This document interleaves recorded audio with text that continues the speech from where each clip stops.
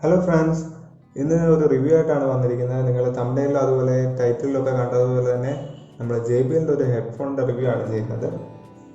JBLൻ്റെ T-205 എന്ന മോഡലാണ് ഞാൻ ഇന്ന് റിവ്യൂ ചെയ്യുന്നത്.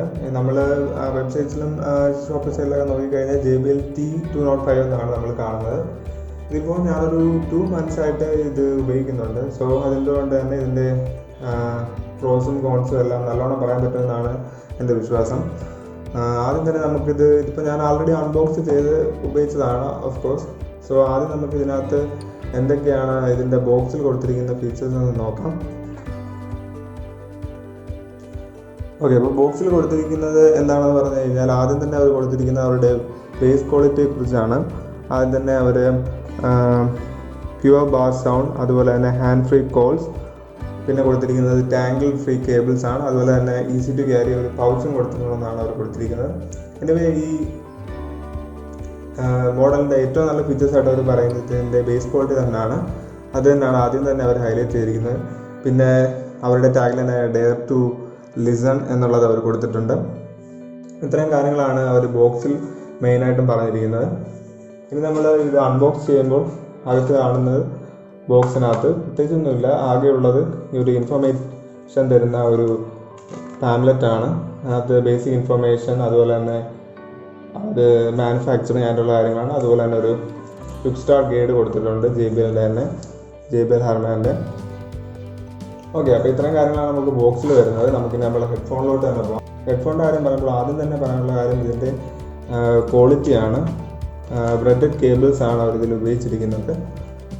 നമുക്കറിയാം ട്രഡീഷണൽ ആയിട്ടുള്ള നമ്മൾ പണ്ടൊക്കെ ഉപയോഗിച്ചിരുന്ന മിക്ക ഹെഡ്ഫോൺസിൻ്റെ ഏറ്റവും വലിയ പ്രശ്നം അത് പെട്ടെന്ന് ടാങ്കിൾ ചെയ്ത് പോകും. നമ്മൾ ബാഗിലോ അല്ലെങ്കിൽ എവിടെയെങ്കിലും വെച്ചിട്ട് പോകുമ്പോൾ അത് ഒഴിവാക്കുന്ന ഇപ്പോഴത്തെ ഒരു രീതിയാണ് ബ്രെഡഡ് കേബിൾസ്. JBL ഇതിനകത്ത് അതാണ് ഉപയോഗിച്ചിരിക്കുന്നത്. പിന്നീട് ഞാൻ നേരത്തെ പറഞ്ഞത് തന്നെ അവരൊരു JBLൻ്റെ തന്നെ ഒരു പൗച്ച് ഇതിൽ സപ്ലൈ ചെയ്യുന്നുണ്ട്. ഇതിൽ നമുക്ക് കംഫർട്ടായിട്ട് ഇടാവുന്നതാണ്. കുരുങ്ങിയൊന്നും പോകാതെ അതിനകത്ത് ഇടാം, അല്ലെങ്കിൽ ബാഗിൽ ഇട്ടാലും വളരെ കംഫർട്ടായിട്ട് അതിനകത്തിരിക്കും. അതാണ് ആദ്യം തന്നെ പറയാനുള്ളത്. പിന്നെ ബാക്കി പറയാനുള്ളതെന്ന് പറഞ്ഞാൽ ആദ്യം തന്നെ ഇത് 3.5 mm ഹെഡ്ഫോൺ ജാക്കാണ് ഇതിൽ കൊടുത്തിരിക്കുന്നത്.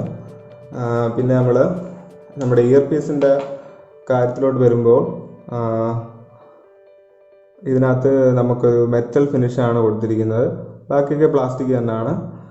നമ്മുടെ ഇയർ പോഡിനെയൊക്കെ ഓർമ്മിക്കുന്ന തരത്തിലുള്ള ഒരു മോഡലാണ് നമുക്ക് വേണമെങ്കിൽ പറയാം. കറക്റ്റ് നമുക്ക് കംഫർട്ടായിട്ട് നമ്മുടെ ചെവിയിലിരിക്കുന്ന രീതിയിലാണ് ഇത് ഡിസൈൻ ചെയ്തിരിക്കുന്നത്.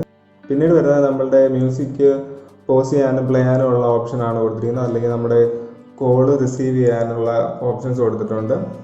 നല്ല ബിൽഡ് ക്വാളിറ്റി തന്നെയാണ് അത് ഡിസൈൻ ചെയ്തിരിക്കുന്നത്. അപ്പോൾ ഇത്രയാണ് ഇതിൻ്റെ ഒരു നമ്മളുടെ എന്താ പറയുക ഫിസിക്കൽ ആയിട്ട് നമുക്ക് കാണാൻ പറ്റുന്ന ഫീച്ചേഴ്സ്. നല്ല ബിൽഡ് ക്വാളിറ്റി തന്നെ JBL പ്രൊവൈഡ് ചെയ്തിട്ടുണ്ട്. ഇനി നമ്മൾക്ക് ഇതിൻ്റെ മെയിൻ ഫീച്ചേഴ്സ്, അതായത് ഓഡിയോ ക്വാളിറ്റി അങ്ങനെയുള്ള കാര്യത്തിലോട്ട് പോകാം. ഇവരാദ്യം തന്നെ പറയുന്ന ബേസ് ക്വാളിറ്റിയെ കുറിച്ചാണ് ഞാൻ പറയാൻ ആഗ്രഹിക്കുന്നത്. നമ്മൾ സിനിമയ്ക്കും അതുപോലെ മ്യൂസിക്കിലൊക്കെ വളരെ ശ്രദ്ധിക്കുന്ന ഒരു കാര്യമാണ് അതിൻ്റെ ബേസ് ക്വാളിറ്റി. അത് വളരെ മികച്ച രീതിയിൽ തന്നെ JBL നമുക്ക് ഈ ഹെഡ്ഫോണിലൂടെ തരുന്നു എന്ന് നമുക്ക് പറയാം. കാര്യം ഓവർ ബേസ് അല്ല, നമുക്ക് കറക്റ്റ് നമ്മുടെ ചെവിക്ക് ആവശ്യമുള്ള ബേസ് തന്നെ നമുക്ക് JBL ഇതിലൂടെ പ്രൊവൈഡ് ചെയ്യുന്നുണ്ട്. നേരത്തെ പറഞ്ഞ പോലെ തന്നെ വളരെ കംഫർട്ട് തരുന്ന രീതിയിലും കൂടി ആയതുകൊണ്ട് തന്നെ നമുക്കൊരു സിനിമയൊക്കെ 2 hours ഒക്കെ കണ്ടു കഴിയുമ്പോൾ നമ്മൾക്ക് വളരെ കംഫർട്ടാണ്. പിന്നീട് നെക്സ്റ്റ് ഓഡിയോ ക്വാളിറ്റി കഴിഞ്ഞാൽ പിന്നെ അതുപോലെ തന്നെ നമ്മൾ കോൾ ക്വാളിറ്റിയുടെ കാര്യത്തിൽ വളരെ ശ്രദ്ധിക്കുന്നതാണ്. കോൾ ക്വാളിറ്റിയുടെ കാര്യം പറയുകയാണെങ്കിൽ ഞാനൊരു 2 months ആയിട്ട് ആൾമോസ്റ്റ് ഇതിൽ തന്നെയാണ് കോൾസൊക്കെ അറ്റൻഡ് ചെയ്യുന്നത്. ഇതുവരെ ഒരു കംപ്ലൈൻറ്റ് പോലും നമുക്ക് നമ്മളോട് സംസാരിക്കുന്ന ആൾ കേൾക്കുന്നില്ല എന്നോ അങ്ങനെയൊന്നും ക്ലാരിറ്റി ഇല്ലെന്നോ ഒന്നും പറഞ്ഞിട്ടില്ല. So call quality is very good. പിന്നെ മ്യൂസിക് ആൻഡ് സൗണ്ടിൻ്റെ കാര്യം നേരത്തെ പറഞ്ഞു, വളരെ നല്ലത് തന്നെയാണ്. പിന്നെ എനിക്ക് വളരെ കംഫർട്ടായിട്ടാണ് ഇതിൻ്റെ ഡിസൈൻ തോന്നിയത്. പിന്നെ നമ്മുടെ ഈ ഇയർപോഡിൻ്റെ ഡിസൈൻ ഒരു ഇതുള്ളതെന്ന് പറഞ്ഞാൽ നമുക്ക് ചിലവർക്ക് അതൊരു ഇറിറ്റേഷനോ അല്ലെങ്കിൽ ഒരു കംഫർട്ട് അല്ലാതെ തോന്നും. കാരണം ചിലവർക്കൊക്കെ ഇൻ ഇയർ മോഡലാണ് ഇഷ്ടം, അല്ലെങ്കിൽ നമ്മുടെ ഓൾഡ് ടൈപ്പാണ് ഇഷ്ടം. സോ അത് വേരി ചെയ്യും. പേഴ്സണലി എനിക്ക് വളരെ നല്ല രീതിയിലാണ് തോന്നിയത് കംഫർട്ട്. സോ ഇതിൻ്റെ പ്രൈസ് വരുന്നത് ആൾമോസ്റ്റ് ഒരു 1000 rupees-ഓളമാണ്. നമ്മുടെ ഫ്ലിപ്കാർട്ടിലും ആമസോണിലും ഒക്കെ ഇത് നമുക്ക് മേടിക്കാവുന്നതാണ്.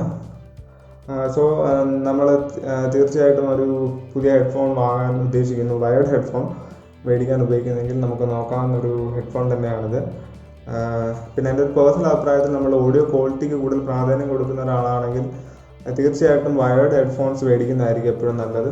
ഓഡിയോ ക്വാളിറ്റി എപ്പോഴും വയേർഡ് ഹെഡ്ഫോൺസിനാണ് നല്ലതെന്നാണ് എൻ്റെ പേഴ്സണൽ അഭിപ്രായം. ഓക്കെ, ഇത്രയാണ് ഇതിൻ്റെ ഫീച്ചേഴ്സായിട്ട് വരുന്നത്. നമ്മൾ 1000 രൂപീസിനകത്ത് നല്ലൊരു ഹെഡ്ഫോൺ വാങ്ങാൻ ഉദ്ദേശിക്കുന്നെങ്കിൽ തീർച്ചയായിട്ടും നിങ്ങളത് ചെക്ക് ചെയ്യുക. ഫ്ലിപ്കാർട്ടിൻ്റെയും ആമസോണിൻ്റെയും ലിങ്ക് ഞാൻ ഡിസ്ക്രിപ്ഷനിൽ കൊടുത്തിരിക്കാം. അതുപോലെ തന്നെ വേറെ എന്തെങ്കിലും ഇമ്പോർട്ടൻറ്റ് ഡീറ്റെയിൽസ് ഉണ്ടെങ്കിൽ ഞാൻ ഡിസ്ക്രിപ്ഷനിൽ തന്നെ കൊടുത്തിരിക്കാം. ഓക്കെ, ഇത്രയാണ് ഇന്നത്തെ റിവ്യൂവിലുള്ളത്. നിങ്ങൾക്ക് ഈ വീഡിയോ ഹെൽപ്ഫുൾ ആയി തോന്നുന്നുണ്ടെങ്കിൽ ലൈക്ക് ചെയ്യുക. അതുപോലെ ഇൻഫോർമേറ്റീവ് ആയിട്ടുള്ള ഈ റിവ്യൂ നിങ്ങളുടെ ഫ്രണ്ട്സിലേക്ക് ഷെയർ ചെയ്യുക.